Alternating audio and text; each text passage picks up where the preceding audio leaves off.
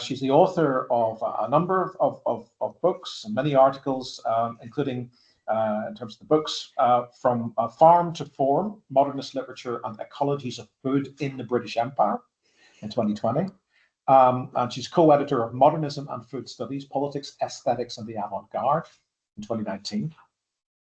And Jessica is been to Belfast many times before, but she's here for a significant part of this year, visiting fellow this semester with Public History at the School of HAP, and then next semester she'll be with us again as the Fulbright scholar in Irish literature with the School of AEL.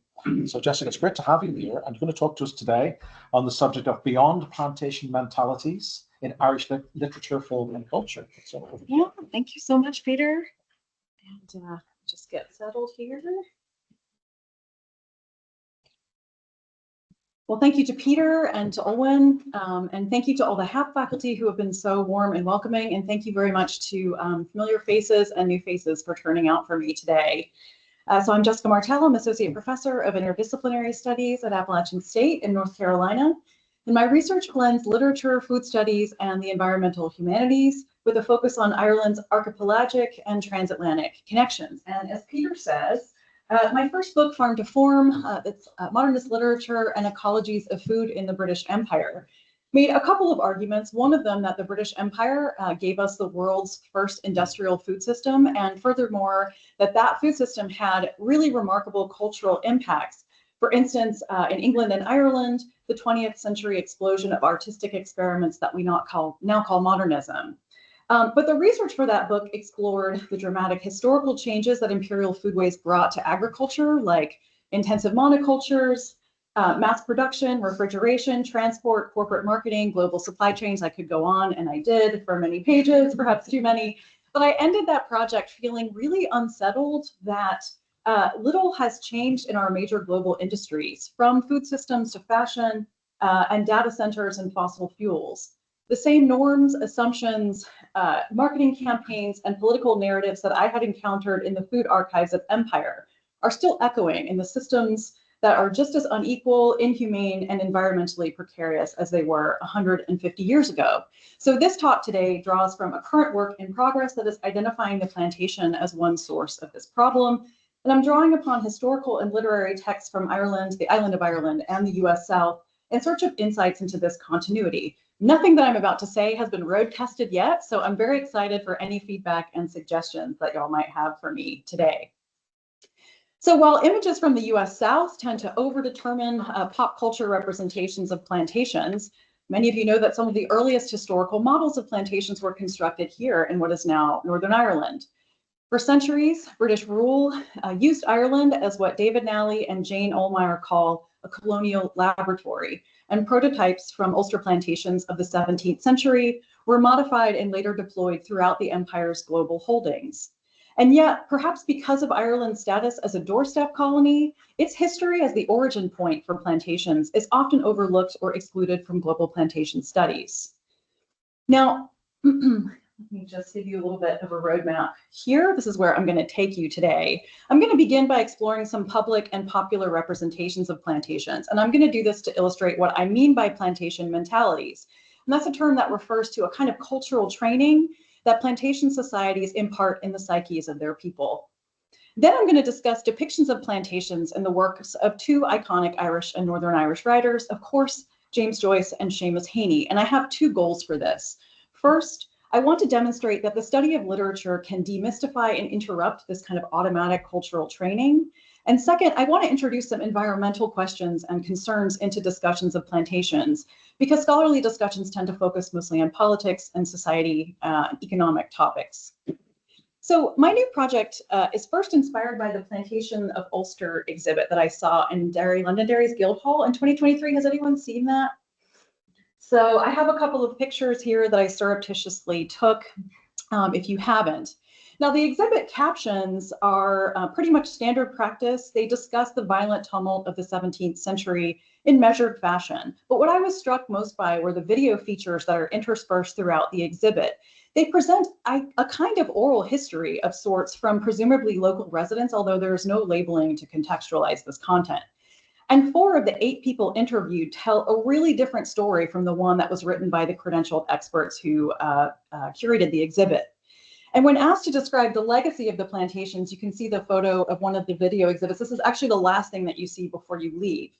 Half of the people mentioned its benefits, a diverse mix of language, strong commercial ties with London, Derry's walls as a tourist attraction, the values of modernity, that's a quote from the woman speaking there, and even the peace process.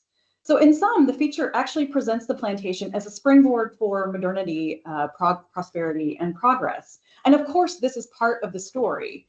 But decades of scholarly work also testify to the plantation's more troubling legacies: Indigenous Irish displacement, sectarian violence, enduring social divisions, and environmental harm, which of course are arguably much harder to present and confront in public spaces like the Guildhall, which itself is a monument to the guilds that funded the plantations originally. But in the US South, where I live and work, plantations are similarly contentious. Public institutions like Colonial Williamsburg and Monticello, pictured here, have recently, I think, engaged more responsibly with their difficult histories, and this is a term from Olwen's recent collection, Public Histories in Ireland. They do things like they're trying to qualify some celebratory narratives of the foundation of America and commission content from historically marginalized communities, such as Michael Twitty's Revolutionaries and Residents, that talk about enslaved people's foodways in Williamsburg. And of course, I don't know if you've noticed, but these efforts have in turn ignited a fresh wave of culture wars in the US, culminating with some states eliminating or severely limiting how schools, museums, and monuments discuss the institution of slavery. Now, why is this? Well, Hannon and Perdue point out that dealing with difficult histories is a key part of nation building. And it forces everyone, not just scholars, to ask really difficult questions like, what is the relationship between past and present? Well, whose heritage represents this place that we now all share? And of course, which aspects of history should be revisited and studied, and which should be let go, either as a sign of healing or as a sign of kind of redefining of national identity. I'm intrigued by how similar the questions are between my home and here, and also how foundational to a shared peaceful existence it is to actually discuss and confront them. Now, affinities between Ireland and the US South go very far back, and I argue that the plantation is at the heart of these often overlapping histories. In fact, perhaps the world's most famous depiction of a Southern plantation is grounded in Irish identity. I'm just going to quickly shift over to a film clip that I have pulled up for your delight. Here, I'm curious about, hopefully some people recognize the film that this is from. What are you interested actually in this melody? It's nothing. Let's go into the house, Paul. Has he been trifling with you? Has he asked you to marry him? No. No, not really. I had it in strictest confidence from John Wilkes this afternoon. Ashley's going to marry Miss Melanie. It will be announced tomorrow night at the ball. I don't believe it. Here, what do you want? What do you want? Have you been making a spectacle of yourself running about after a man who's not in love with you, when you might have any of the books in the county? I haven't been running after him. It's just a surprise, that's all. Now, don't be jerking your chin at me. If Ashley wanted to marry you, could be with misgivings, I'd say yes. I want my girl to be happy. You not be happy with me. I would. What difference does it make who you marry, so long as he's a southerner and thinks like you? And when I'm gone, I'll be Tara to you. I don't want Tara. Plantation don't mean anything. When You mean to tell me, Katie Scarlett O'Hara, that land doesn't mean anything to you? White land is the only thing in the world worth working for, worth fighting for, worth dying for, because it's the only thing that lasts. Oh, you talk like an Irish. It's proud I am that I don't simply forget, see, that you're half Irish too. And to anyone with a drop of Irish blood in them, why the land they live on is like their mother. Oh, but there, now you're just a child. It'll come to you, this love of the land. There's no getting away from it if you're Irish.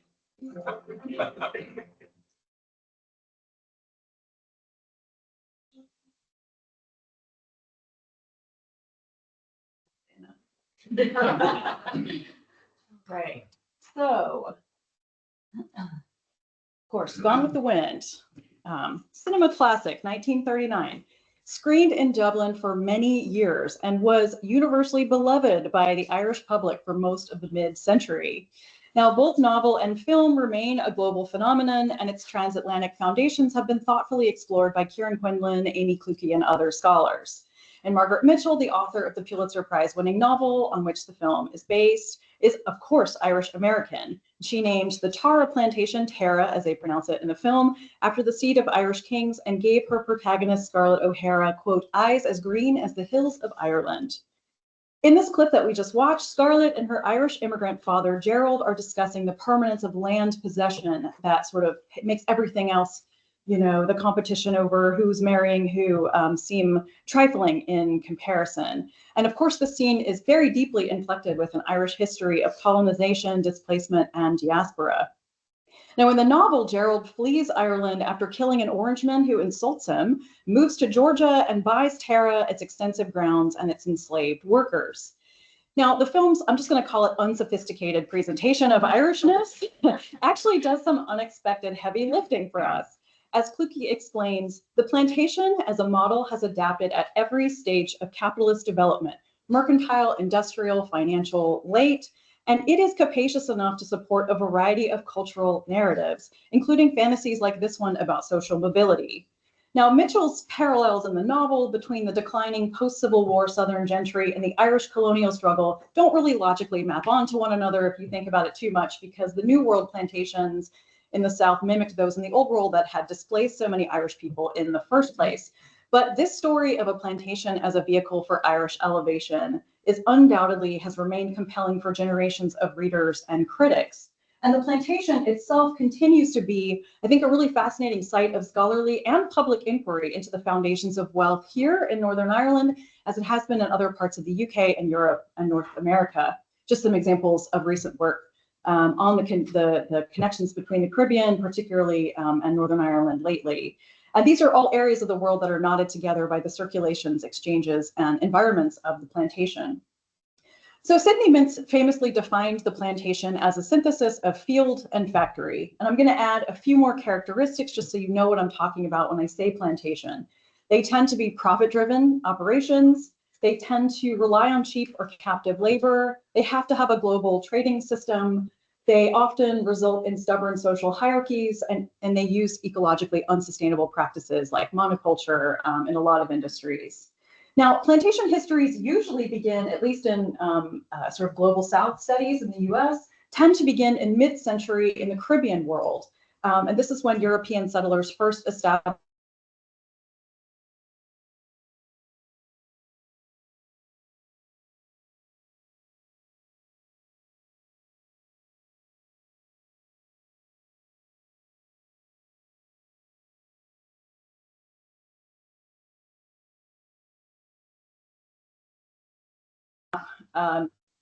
plantations provided the British Crown with some of the earliest laboratories for this system. So Queen Elizabeth I and then her successor, James I, had supported plantations in Ulster from the 1590s. And these are operations that displaced native Irish inhabitants and reallocated their land to Protestant planters that were imported from Britain. I have a map here of the Ulster plantations that was kind of based on some of the work by R.J. Hunter, who is a preeminent historian of plantations here in Belfast. So although different from the racially organized iterations of the Americas and the Caribbean, Kluge calls Irish plantations the first recognizably large-scale capitalist enterprises of their kind. And Jane Ohlmeyer describes how they created their own long-standing social divisions by replacing local Irish control with a non-native ruling class. Now, one of the things I really want to point out is that plantations aren't just historical artifacts. In fact, I'm going to argue that they continue to perpetuate themselves, especially in what scholars have taken to calling plantation mentalities. This is a term that originates in African-American oral history, but has kind of multiplied across the disciplines. But simply put, it refers to a set of norms, beliefs, and attitudes that divide groups of people from one another and separates humanity from the natural world. That's about as simple as I can say. So it's not just a series of agricultural practices or economic policies that I'm talking about, but a really deeply embedded cultural program that values or doesn't value groups of people, animals, plants, other kinds of non-human life based on their uses of systems to systems of power. Now, some scholars argue that plantation mentalities originate in early modern land policy, and Ireland here, again, becomes a very important model. Because for a lot of human history, there were plural ways of relating to the land, which was mostly held in common. And with the establishment of plantations and the strategies of land seizure and enclosure, that sense of relatedness was fundamentally eliminated. And I'm turning to the work of David Nally now, who talks about that in Ireland, pre-colonial farming he calls co-evolutionary and were a set of practices that nurtured beneficent land relations. And in contrast, the imported planters, he argues, viewed the land as passive and inert and replaced a kind of ecological connection with this kind of logic of unbridled economic growth.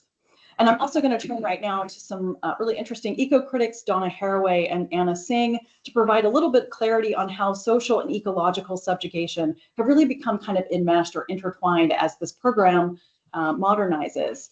They describe the plantation as, quote, a violent reconfiguration of land, plants, animals, and people that offered a template for extending the logos of mastery and extractivism to all walks of life.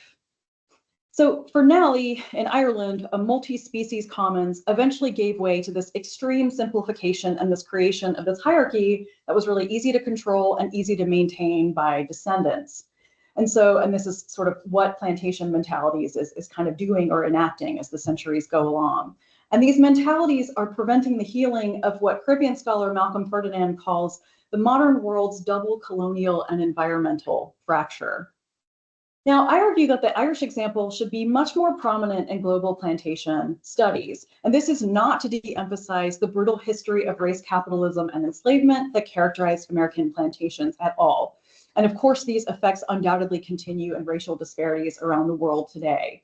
But as Ferdinand himself points out, the colonial relation to the land under the paradigm of plantation, which compulsively consumed the earth, did not change with the abolition of slavery. And I would extend that to say plantations did not disappear after decolonization, nor with several waves of expansions of human and civil rights after the Second World War. They continued to kind of mutate and replicate themselves in new forms, in the giant monocultures and factory farms that deforest and pollute, in the manufacturing plants that devalue and exploit, and in fossil fuel sites that destroy land and air. So the next phase of my project, which I'll be doing while I'm here, is exploring how Ulster plantations historically contextualize the corporation model. And this is a blend of kind of state and private enterprise that tends to have some preserved features. Uses financial innovation. It sort of has this global supply chain to outsource and move around some precarities. And it's been doing this for centuries. So the plantation as corporation that began here in Ulster is really important also because it introduces the kinds of cultural strategies that we still see today. So Nally points out, for instance, that the language of settlement in Ireland, the self-bestowed labels of planter and plantation, is a kind of originary point that links agriculture with empire and Western civilization. And Eamon O'Keefe argues that in Ireland, a civic humanist ideology and prevalent corporate vocabulary are like percolating in 17th century literatures and discourses along and along. And these insights, I think, are illustrating the formative exchanges between corporate and literary discourses and vocabularies that created plantations.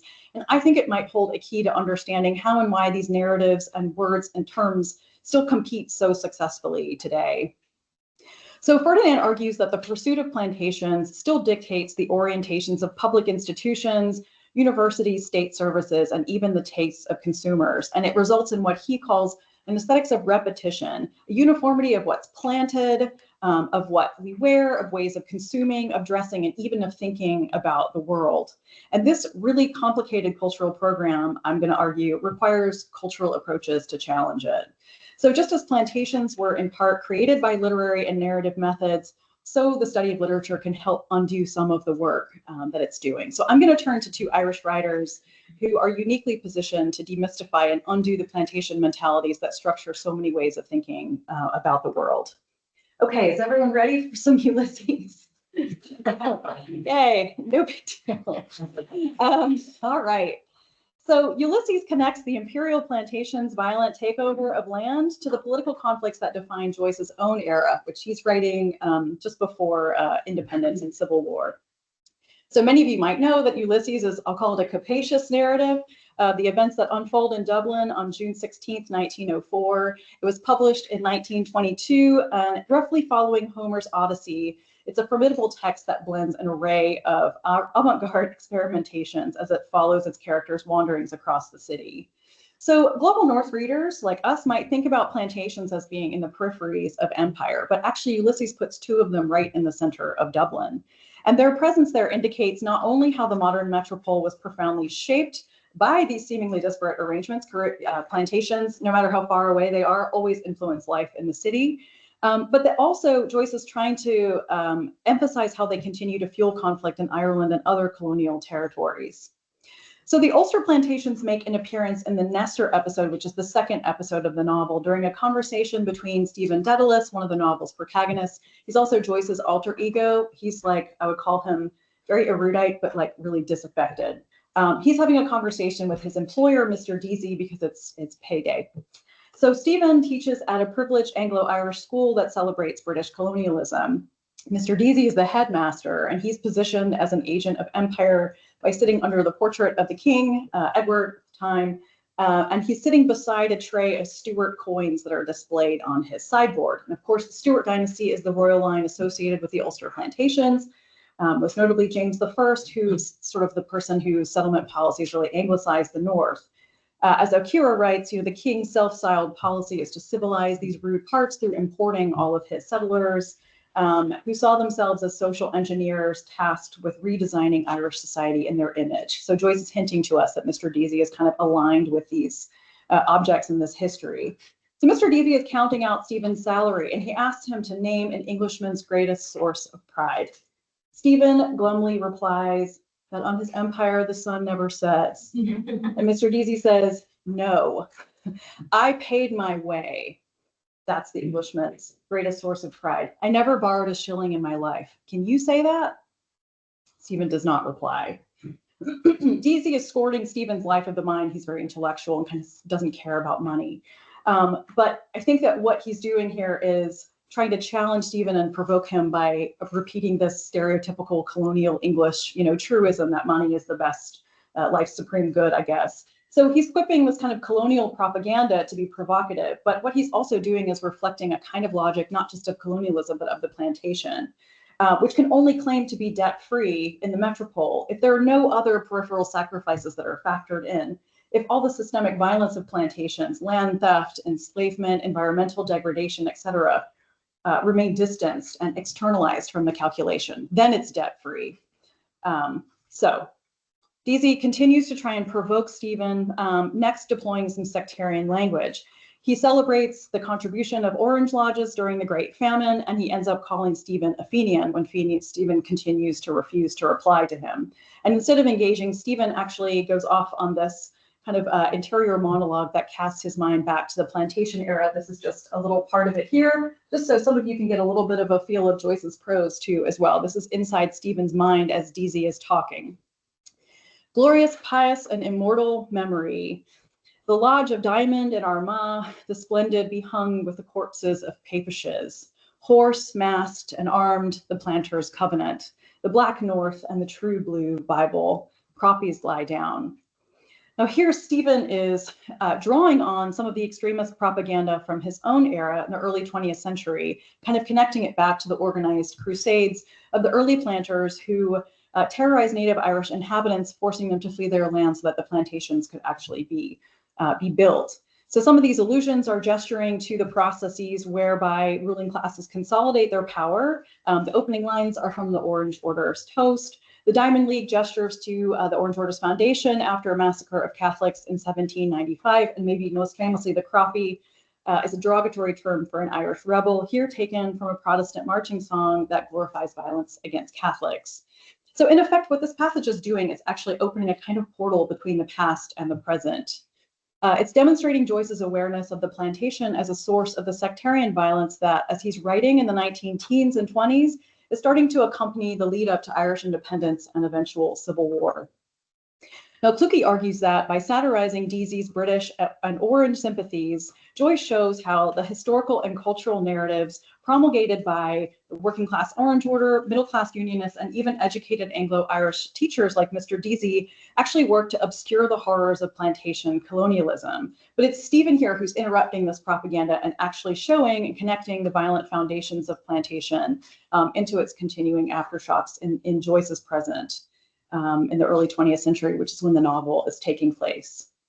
So there's another plantation in Ulysses that's in the novel's Calypso episode.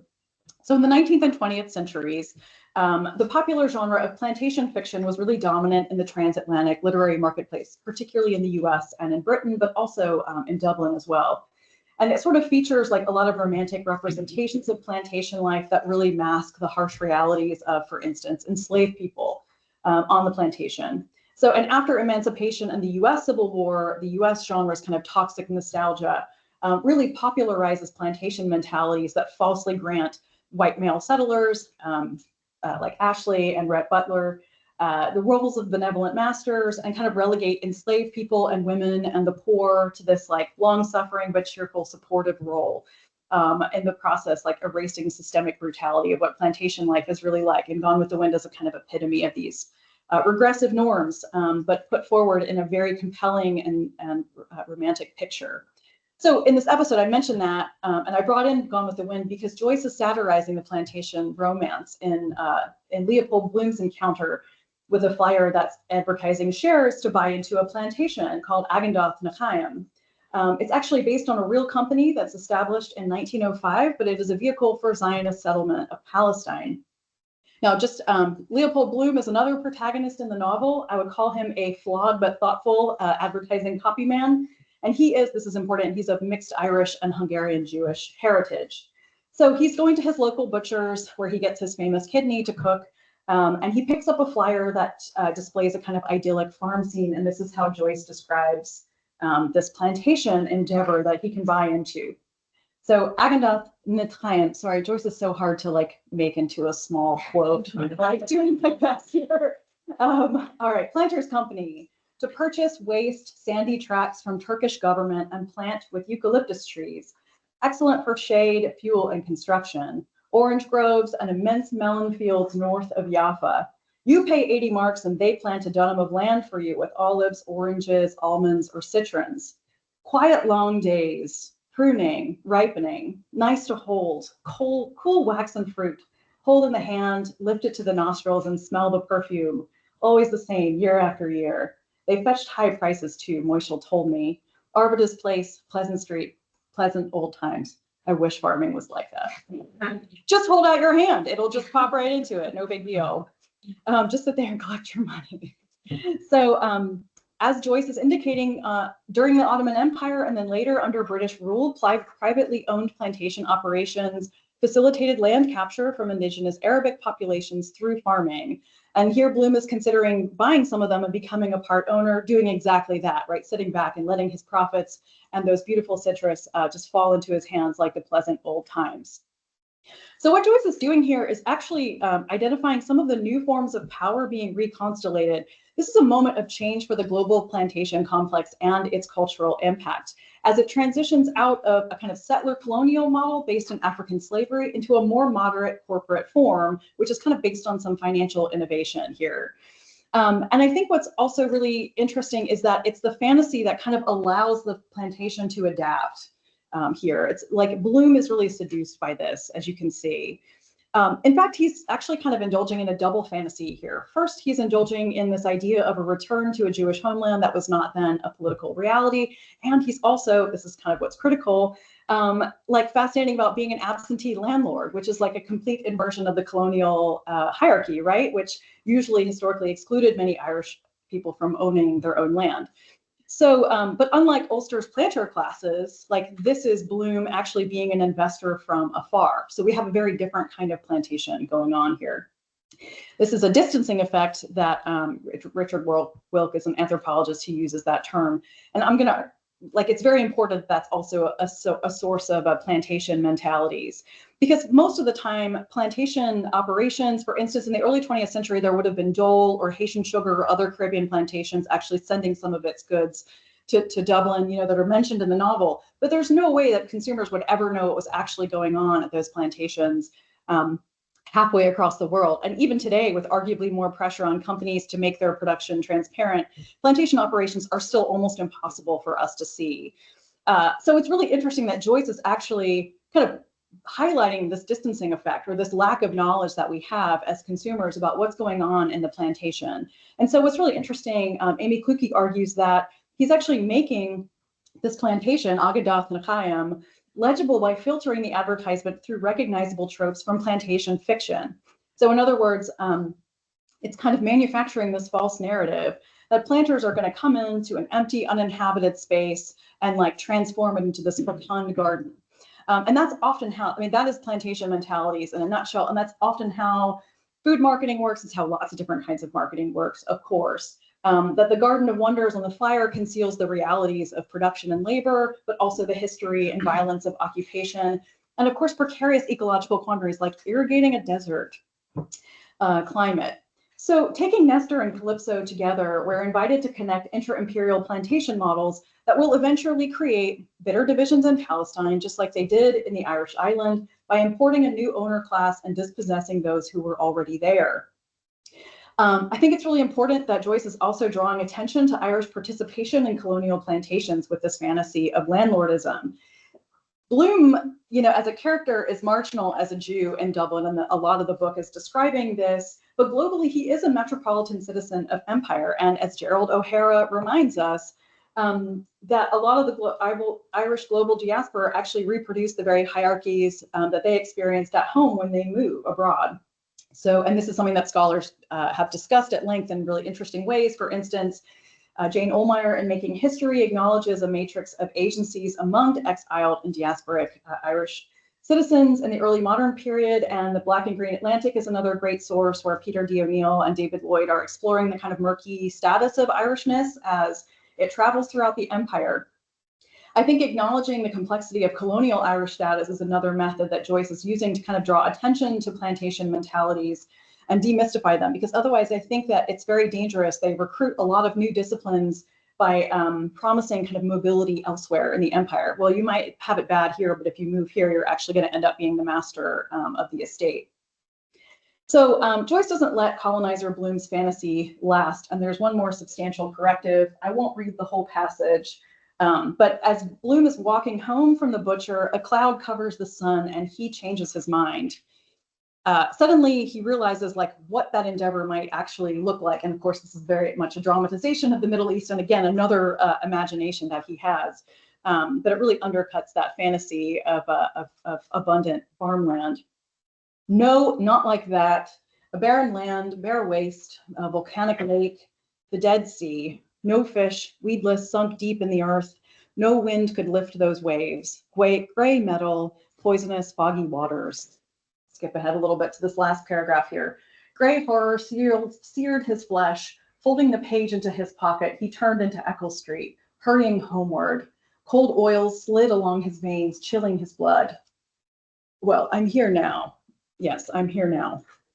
This vision of settler fecundity and becomes this, I think, really dramatic barren wasteland, turning the fantasy of Irish Jewish mastery into a sensation of horror that returns him to the present.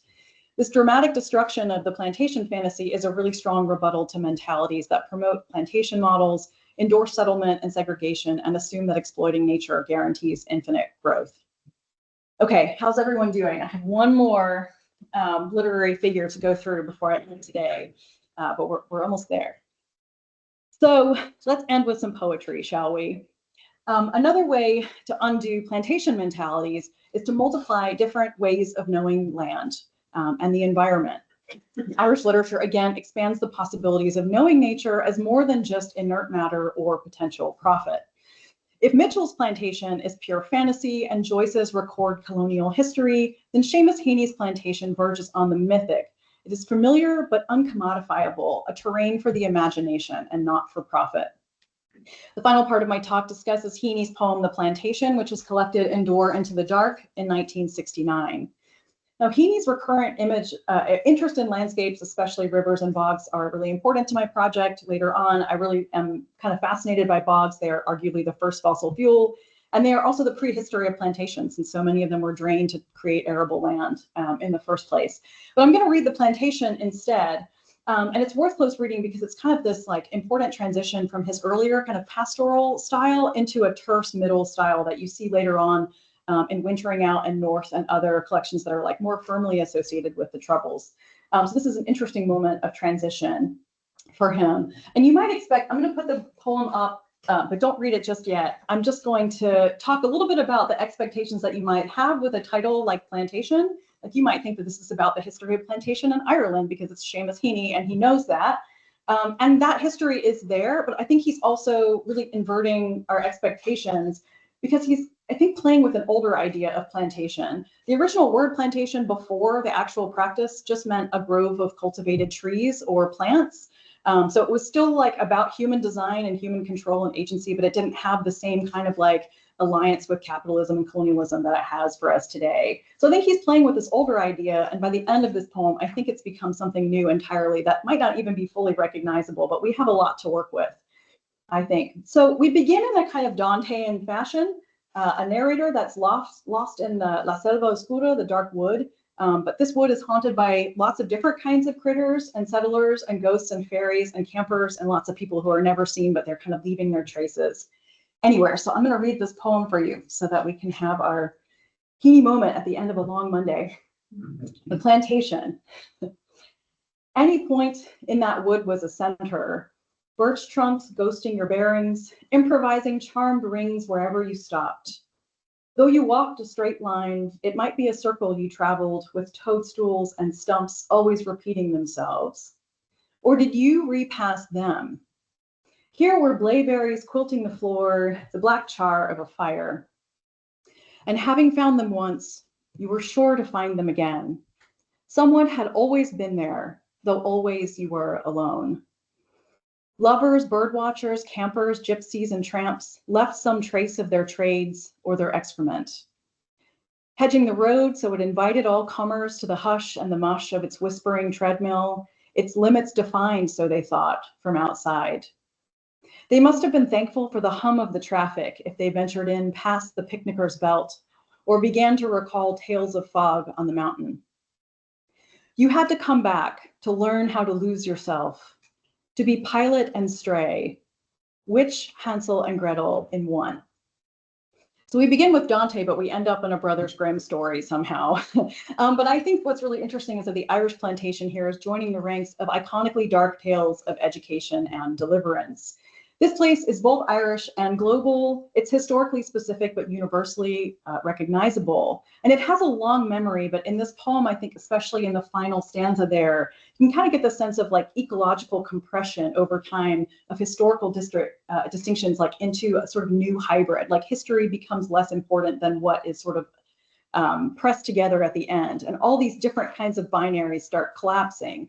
Pilot and stray, protagonist and antagonist in one. And maybe we could also add some other binaries, planter, gale, human, non-human, it's all sort of coming together here. And unlike Dante, whose creative education in L'Inferno is vertical, he goes down to hell and back up again, Heaney's narrator is investigating a cyclical world. The forest stubbornly refuses to allow a straight line, but is the grove replicating itself, or is the speaker actually walking in circles? It's unclear.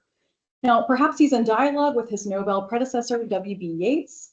Heaney is always fixated on the concept of a center, just like Yeats was. But unusually in this poem, the center can be encountered at any point in the grove. For Daniel Tabine, Door into the Dark is an imaginative backward look, partly spurred by Heaney's own displacement from home, and also by his angst over the escalating violence that's beginning in 1969 in Ulster. So the Irish plantation then could suggest one origin point, one possible center for the present political situation. But it's important to note, and I think several critics have often tied Heaney's ecological imagination to the cyclical view of history. It's not chronological, but it's more like an inwoven tapestry of recurrences in which shaping events of communities repeat themselves, always in the guise of a new present. Like Plantation, the Great Famine, Civil War, the emerging conflict in '69 suggests the likelihood of yet another period of violence and displacement in Irish history. The toadstools here are repeating themselves, springing up new life fueled by dead organisms once again. The past leaves its traces in this poem. Someone has always been there, though you were always alone.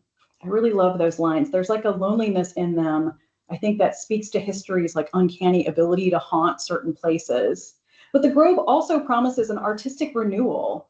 right? You had to come back to learn how to lose yourself again. This is also true in this place. And here I think the poem is actually a meditation about poetry itself, and also is featuring that, you know, iconic dialectic pull between home and away for the Irish writer, for whom imaginative distance kind of helps bring clarity to Ireland from a view from afar, I suppose, but requires a return in order to replenish the creative well.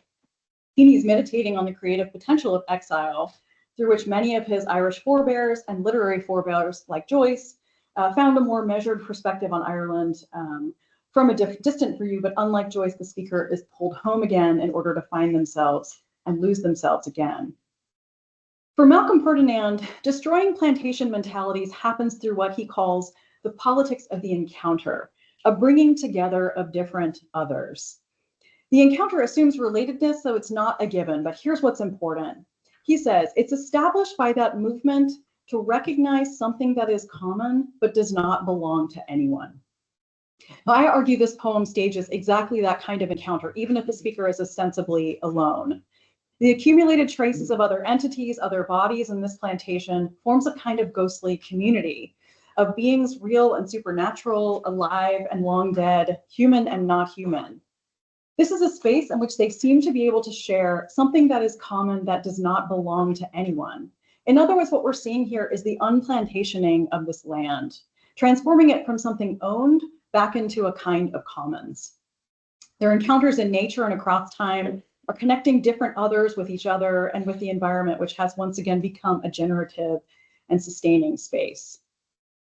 So, in conclusion, one of the things that I've noticed about my residency here in Belfast so far is that I've heard two phrases a lot. I've heard about the soft power of Irish culture, and I've heard about its literature being a major global export. And sometimes these phrases are said to me in like a little bit of a sheepish tone because I think they're borrowing the terms of the market, and academics aren't supposed to do that, but I'm totally on board.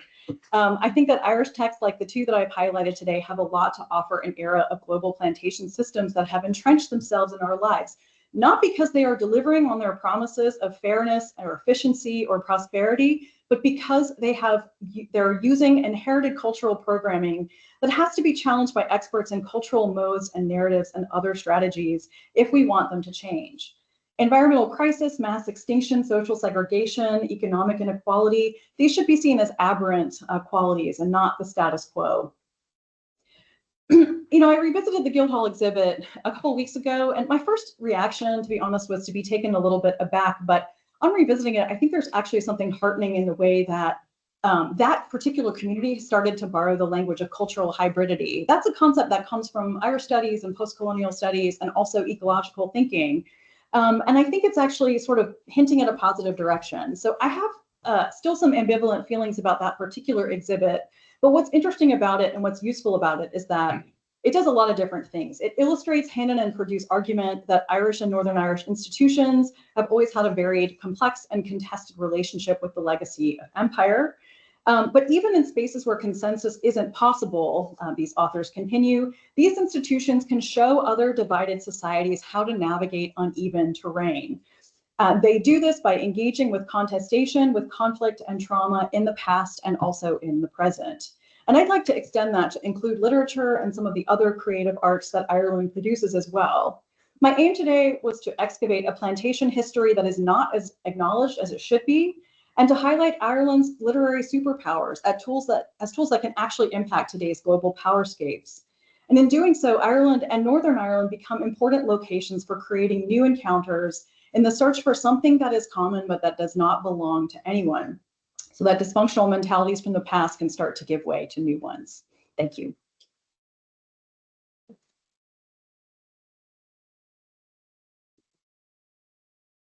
Jessica, thank you so much. It's a real tribute to the questions and the perspectives that can be raised by taking an interdisciplinary approach to our studies. So thank you for raising such interesting themes. We have an audience online who can ask questions just by typing into the question box or raising their hands electronically. People in the room know what to do to ask a question. It's rather less complex. So we've got about half an hour for Q&A. So would anyone like to kick us off? Sean. It was a great paper. I've made the estimate to realise I really need to go and read the research. The problem with the Ulster plantation and plantations in Deep South, they are quite different. I mean, what you've got in Ulster is importing the type of English and Scots settlers. But more than that, it is a deeply socially constructed project. If you read the detailed instructions of plantation, it's all about trying to replicate the structures of English and Roman Scots rural society. They're saying you must have gentry, and then you must have yeomen, and then you must appoint different labourers. Yeah. They're very keen on having yeomen because then you have people to sit on juries and to serve as constables and so on, and be able to replicate all the structures of a English lowland highly regulated society. That's quite different from what's happening in Virginia or Georgia or Barbados. Right. If anything, it's more like what's happening in Indiana or in Pennsylvania. It's quite a different social structure. Yeah, of course. I think that one of the things that I think has been really instructive is understanding, I think, an umbrella of lots of different kinds of models under one term of plantation. I do think that that's one of the ways in which we can start to understand why these systems replicate themselves so well, because they really do kind of mutate and suit whoever is in power. But then also, I mean, the other thing that's really interesting is in the US South or in the Caribbean, you're not importing the sort of different levels of a medieval society and replicating another culture. You're importing an entire labor force. But that then becomes its own kind of, its own society with its own traditions that are very much kind of resistant and rebelling against those who are in power. And so we have completely different kinds of segregation in that era. I mean, that's, I think, what's so interesting about comparing two things that start in common and have something in common, but then end up looking entirely different in effect. So I still think it's worthwhile. And I certainly didn't mean to imply that these systems replicate themselves exactly, but I do think that it's like repetition with a difference in a way that still results in some kind of unified effects that are often very negative: segregated societies, environmentally unsustainable systems, destruction of the land. I mean, we have all kinds of soil problems in the US that they do in the Caribbean as well, even with completely different climate zones. And then you also have, very different ways of creating and perpetuating different forms of unfreedom, like the different levels of different ways in which people were not free, who were subjected to be forced into work into these plantations or forcibly deported from their homes, versus people who were, say, indentured servants. Like, there's so many different variables and possibilities, but still creating different layers of different kinds of deep resentments and divisions that sometimes result in conflict in some places, or just deep underlying tensions like we have exploding in the US right now, because we're still at war, about how to tell these public stories. And so in some ways, that's also a really interesting thread of continuity, which is you still see the controversies erupt, in similar ways, even as their circumstances are so different. So it is a really good observation that they have so many different functions, and yet we also have so many similar outcomes. And so it's worth maybe bringing them together, not to homogenize them, but to actually say, what do we learn from looking at their heterogeneity, I guess. But it's a really good comment for sure. Yeah, sorry. That we show up in your paper, which of course makes us all want to argue with it. Yeah. One of the things I was thinking about was actually, with Ulysses, for instance, you can take Stephen. Bloom has a moment of realization, which is, of course, the awfulness. Yeah. Without him understanding the mechanisms of it. Whereas Stephen, you might argue, is actually accepting of dispossession. And to turn to Heaney, I can't help but think of one of Heaney's most famous lines, about his grandmother digging more turf on Fuller's ball than any man. Yeah. That's an extracted line. And in turn with the plantation, I suppose I'm just trying to draw out some of those paradoxes and ambiguities in these texts, because the plantation, I think you're right, is in conversation with Yeats. But the Yeats line, I think, is the woods of Arcady are dead, the deforestation. Yeah. That idea from, oh God, who comprises to define that Ireland forested is a wilderness, and not, it should be the provincial landscape. Yeah. But Yeats is already saying, the woods of Arcady are dead. And somewhere or other, Heaney is kind of replanting those woods. Yeah. So I'm sorry, it's not really a question. It's just for drawing out some of that, as I said, from here. Yeah. Stephen's reticence and and sort of like reaction to conflict is withdrawal, I think certainly could be read that way as a certain kind of acceptance of that.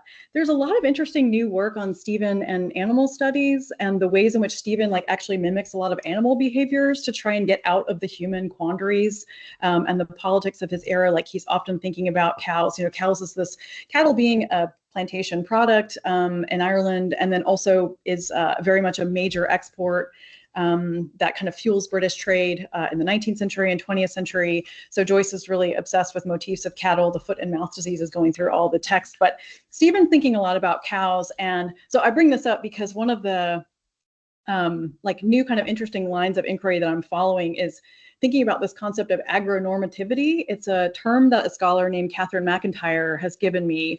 But this idea that like agriculture itself has created human behaviors and assumptions about kind of similar to plantation mentalities. I think these are actually maybe synonymous terms now that I like as I dig into them. But she's arguing that Stephen is in fact trying to like mutate his way out of human problems by like becoming more like an animal in some of his behaviors, which I think is kind of interesting. And he's resisting like this idea of agronormativity that, you know, everything is there to be controlled and used. And that's like one of his ways of escaping some of the entrapments of being human. Just an interesting kind of tidbit for thinking about Stephen's methods of resistance. I mean, I think that a lot of scholars really try to see Stephen as very resistant, but you're right, the form that he takes is often extremely conformist. And you know, in some ways, it's hard to say whether or not, as you're saying, this paradox of like, is acceptance a kind of, can it ever be a form of resistance? Or is he truly accepting that? Or is he trying to kind of make his own logic and just ignoring that or turning his back on it?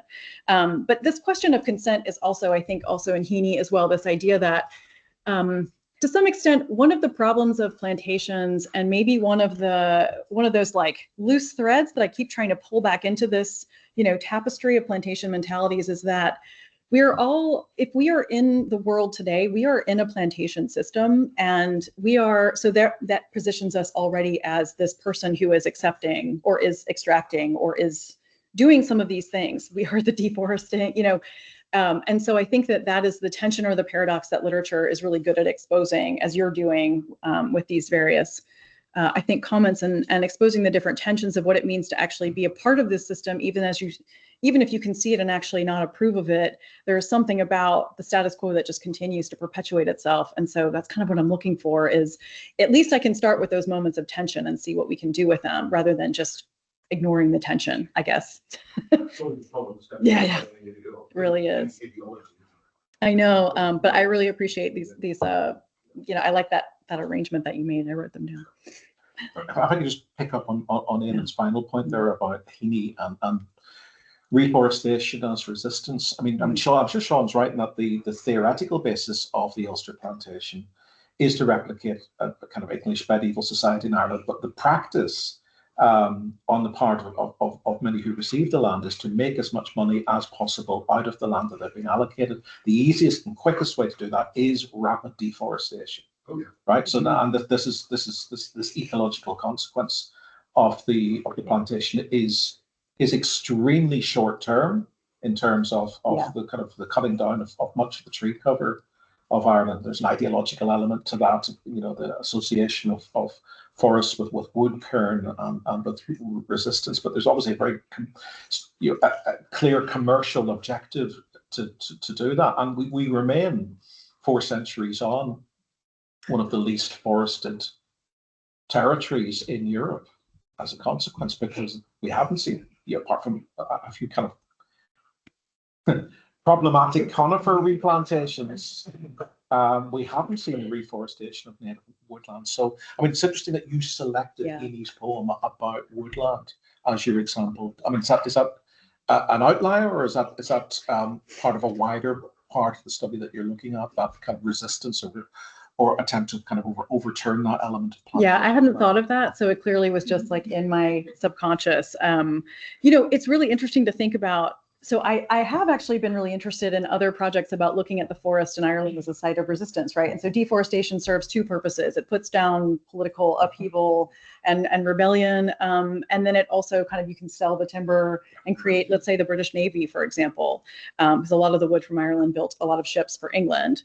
And so, but yeah, I do think that so I hadn't really thought of that. I was just like very pulled to this poem for a variety of reasons, and I actually didn't even think about that. But there's something very interesting about the discussions about how to reforest. That is also a very interdisciplinary topic, if I could take it out of literature for a second, because the question of how to reforest is also, I'd say, equally important as to how or why you deforest.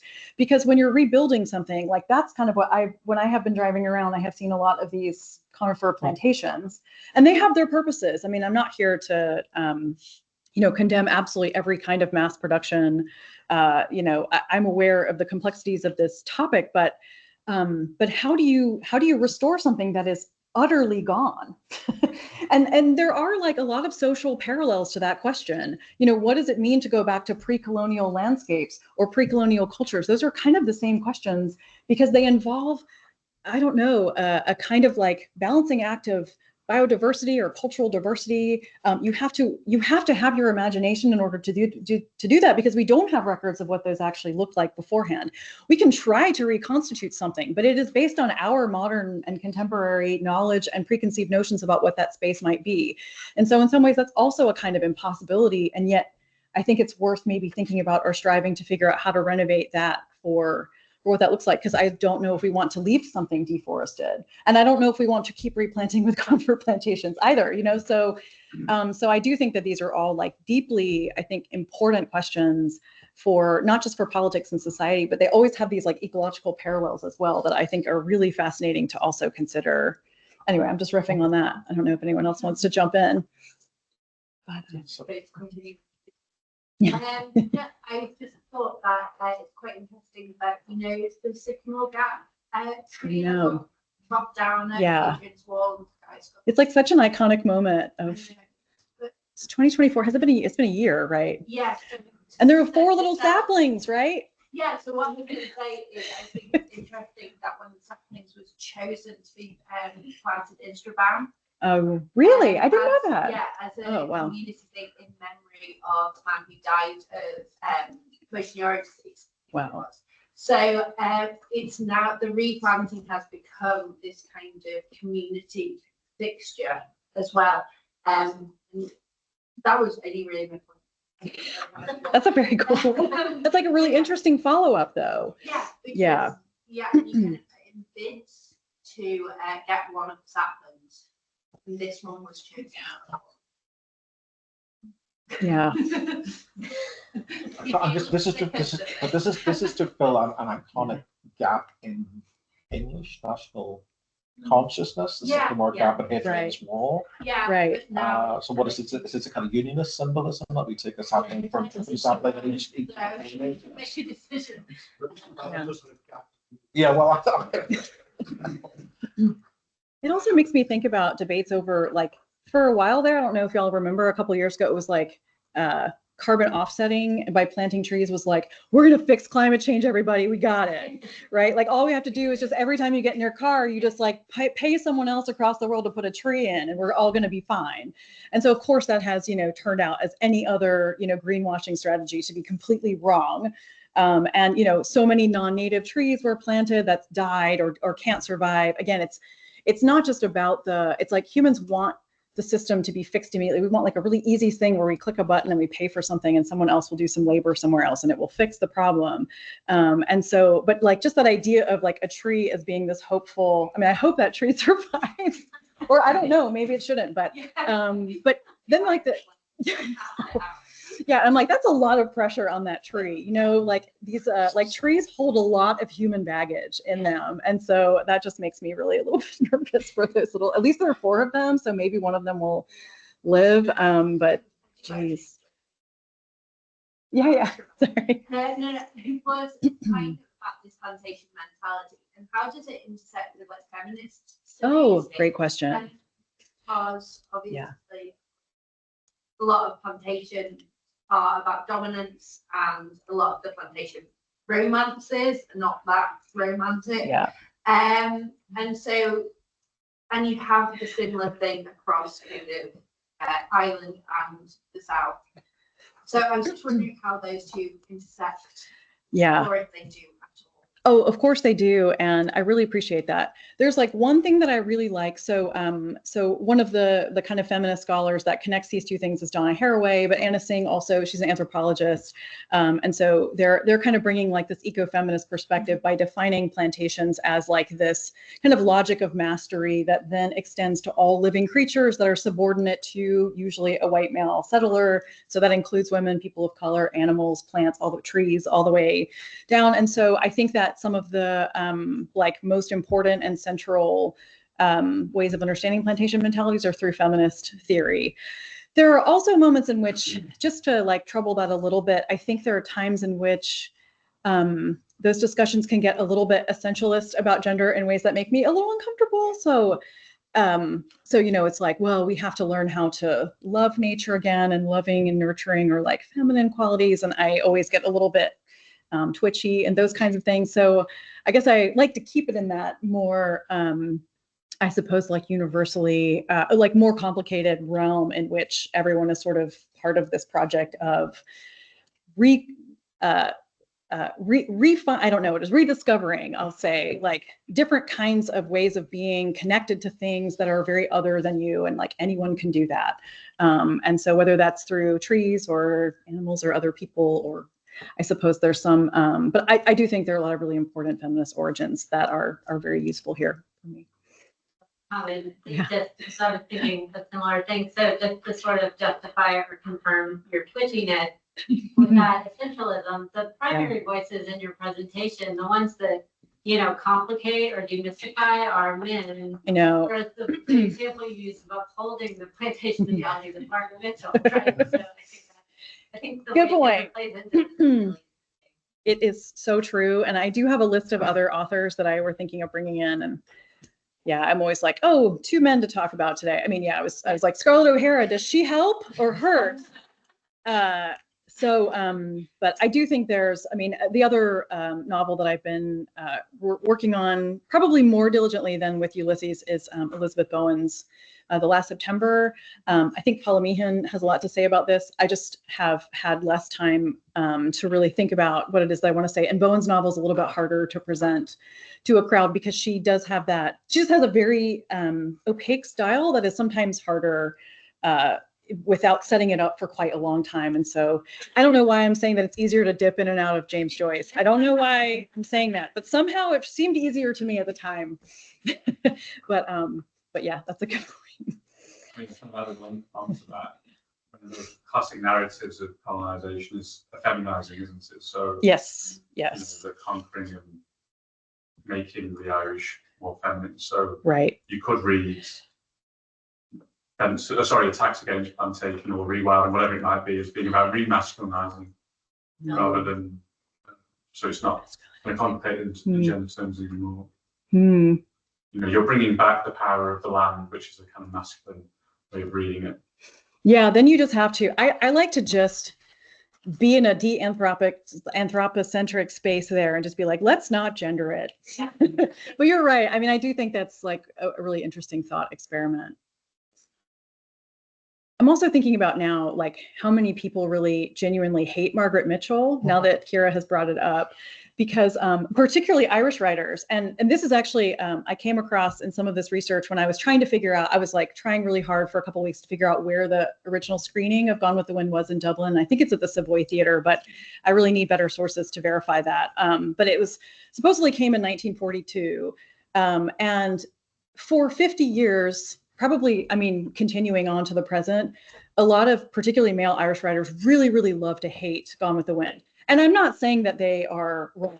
I mean, I have read the novel and seen the film, and so I understand the complaints, but there is also a certain kind of like really deep spitefulness in the ways that some of my favorite Irish writers, like Patrick Kavanagh or Flann O'Brien, like are very withering about Gone with the Wind in ways that are like unnecessary for already calling it out. I mean, first of all, there are two things that bother me about their resistance to it. And one is that they were like, oh, I would never read this book, but let me tell you why I hate it. because that would mean to actually seriously engage with it. And that's like something that we don't like our students to do, you know, which is if you have an opinion, then you should read the text first. But and so that is like one of those like power moves where it's like, I don't even need to read your work or watch the film to see how bad it is.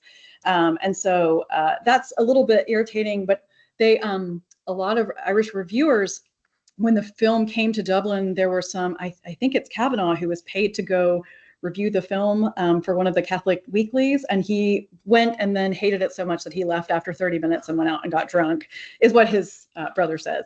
But he called her a lady novelist, and that was like a term that echoed a lot in the press about that movie. It was like, and this lady novelist, you know, who does she think she is telling this Irish story? And that always is like a good red flag for all of us. But I mean, I do think there is something to be said for how dreadful some of that literary, like, I mean, it is like sort of supposed to be this, you know, trashy genre, and it does so much damage. So I'm not here to defend it, but I also feel like it's really, the reception of it is very telling in along the lines of these like gender discussions that we're having. And I think they just hate that she is, you know, a millionaire because her novel sells more. It was like at some point, you know, in the mid-century, like more popular than the Bible. So, and of course, everyone loves to hate that success, especially if it's a woman. But anyway, sorry, I could talk about that for longer. Maybe that's actually a really interesting parallel. Although, you know, I hope she's not perpetuating plantation mentalities. So I mean, we might need to think about. I mean, obviously, you have your critics, your Irish critics of Mitchell and Gone with the Wind, but you also have a tremendous popularity the within public Ireland. really like we it. kind of need to explain that, why these connections are not drawn by many people in Irish culture. And perhaps we need to look at another Mitchell, John Mitchell, also an Appalachian Irishman, ending up in Knoxville, who is incredibly critical of the of the Ulster plantation politically, of which of course he is a product as an Ulster Scot. But fully committed to the revolutionary overthrow of British rule in Ireland as a radical act of decolonisation, while at the same time being completely supportive of the southern plantation economy and of the institution of slavery. And for him and for many people within Ireland, following in that tradition, perhaps not even thinkingly or consciously engaging in that tradition, there is a disconnect between the two. They're not seen as being in any way connected or in parallel with each other. Right. That is a much more recent development coming out of comparative decolonial studies, isn't it? Yeah, and absolutely. It's diffusion throughout Irish culture. Sure. And I think that's really important, why we have to put them together in the same conversation, right? Because if they had been historically separated, for reasons that, I mean, it is worth pulling them together to say, well, what's the difference for you? Mitchell's case is something that I've come across recently. I had no idea, because I only encountered him first in Irish studies as a kind of hero of, I had no idea that he was connected to my region, and I did not realize his views. Kieran Quinlan's book, Strange Kin, Ireland and the American South, is kind of a great place to start if you want to dig more into that. It's an LSU book from 2005. And Quinlan's argument is that for all that perhaps we want to believe about certain kinds of strands of Irish nationalism as being it's always been progressive.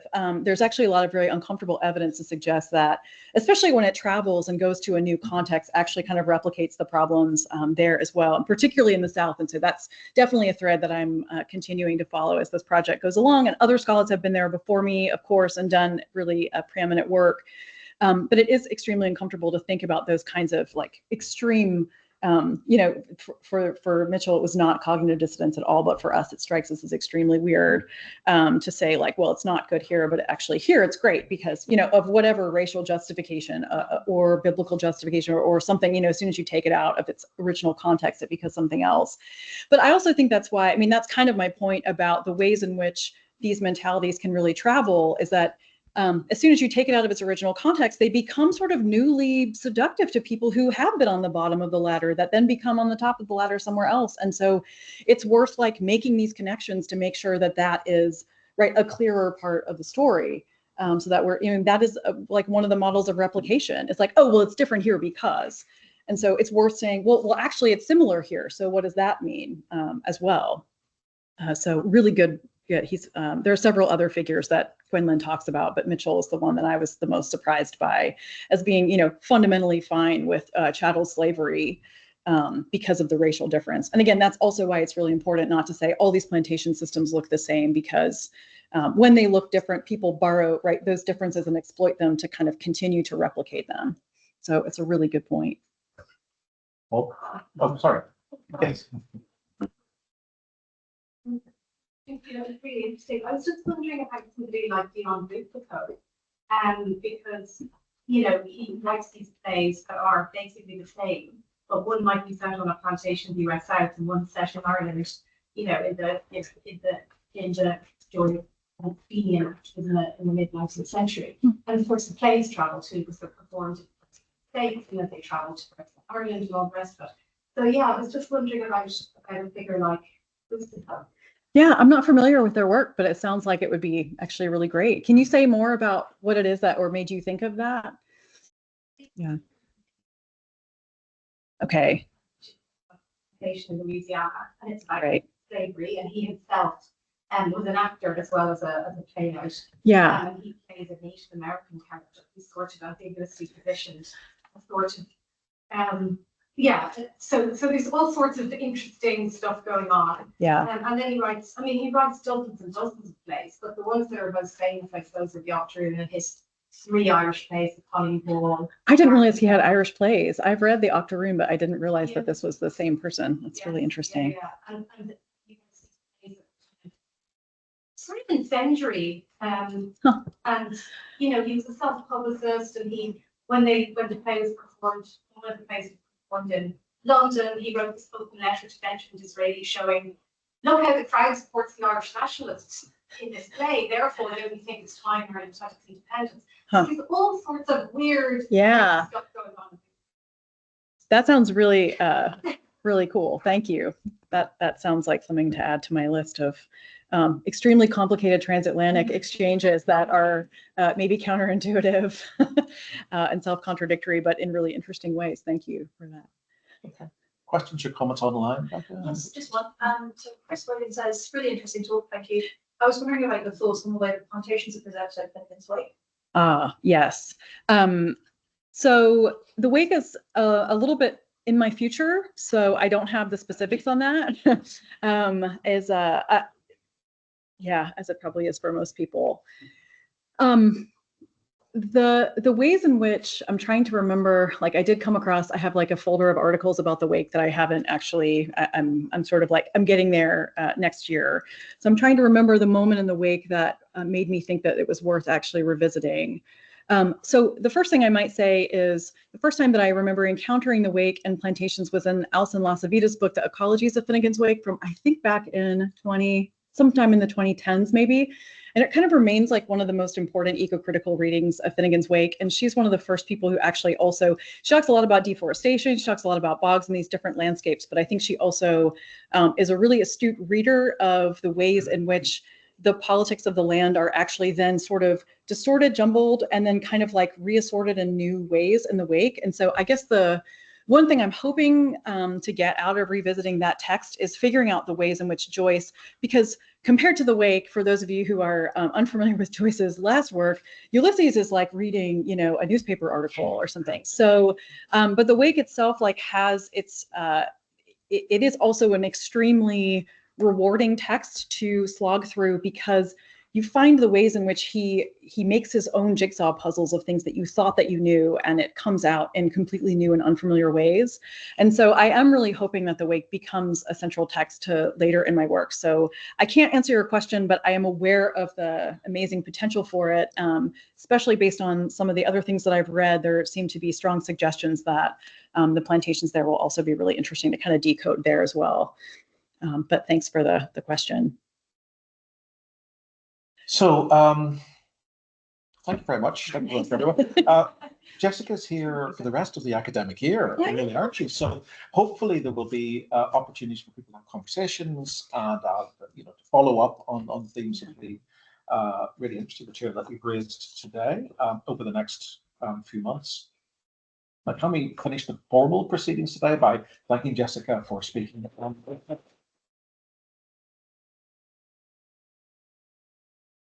couple of announcements. We have one final Irish Studies seminar next Monday at 4:30. Following on in some ways the themes of which we've been talking about today, Patrick Walsh, Trinity College Dublin, will be speaking on a colonial sinew of power, the 18th century Irish state. And looking particularly at the kind of military and garrison dimensions of the state in the west of Ireland in the 18th century, coercive dimensions. So if you can, please come and join us then. We have now, if you can stay, hopefully some people can stay, just a brief 40-minute, 45-minute reception just to mark the survival of the Institute of Irish Studies for 60 years. So we were founded in 1965 due to the vision of Professor Emma Reston Evans, first professor of geography, I think, on the island, who established the Institute of Irish Studies really to bring together the wealth of expertise, knowledge, and research interest on all aspects of Irish society, culture, history, and its politics as well. Over the years, over the last 60 years, it's hosted a number of really quite significant projects, particularly speaking to the landscape history of Ireland, especially the north, things like the Ordnance Survey Memoirs Project in the 1980s. More recently, current at the moment, we have a project running on the Ulster settlers, a kind of prosopographical study of those who came with the plantation and those who appear, those indigenous people who appear in the records alongside the migrants of the first half of the 17th century. We've got a conference on that coming up next February, which I'll be advertising. So over a kind of 60-year period, the Irish Studies has really been trying to address a number of the themes and questions that Jessica has been raising today, genuinely trying to engage interdisciplinary conversations beyond our silos, our disciplinary silos. Hopefully with some degree of success. They haven't shut us down yet, so I'm not going to make a speech, just to kind of give you a sense of why we're here today. I'm not going to make a speech. That's it. Please come and join us for a glass of wine and celebrate the 60th anniversary of the Institute of Irish Studies at Queen's.